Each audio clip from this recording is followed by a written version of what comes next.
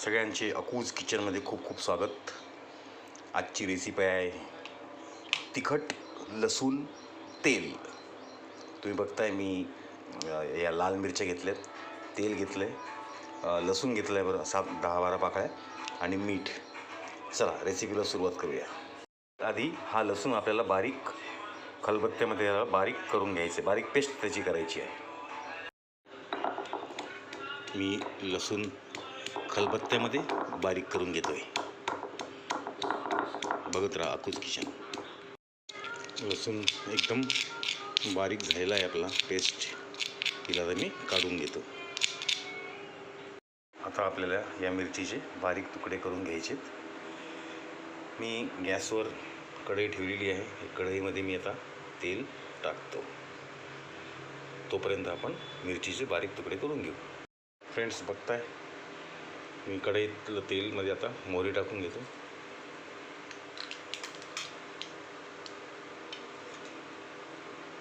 मोहरी तडतडली की आपण या जो आपण मिरच्या बारीक करून घेतल्यात त्या टाकणार आहोत। निवडाली आहे मी आता मिरच्या टाकून घेतो आणि लसूण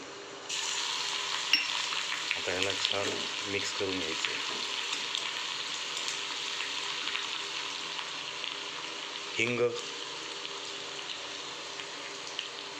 आता मी गॅस बंद करतोय।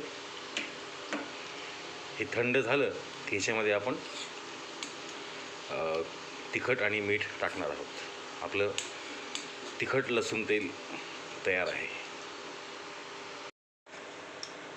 थोडं तिखट, गॅस बंद केलेलं आहे मी, आणि चवीपुरतं मीठ चांगलं मिक्स करून घेऊया। आपलं लसूण तिखट तेल फायनली रेडी आहे।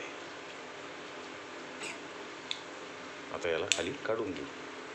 फ्रेंड्स बघताय फायनली आपली तिखट लसूणी तेल रेडी टू ईट।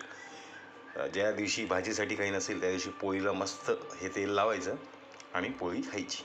अतिशय सुंदर रेसिपी आहे, एकदम चविष्ट। नीट नक्की करून बघा, नाही तर सरळ माझ्या घरी या, आपण मिळून हिचा आस्वाद घेऊया। खूप खूप धन्यवाद आणि मनपूर्वक आभार। बघत राहा अकूज किचन।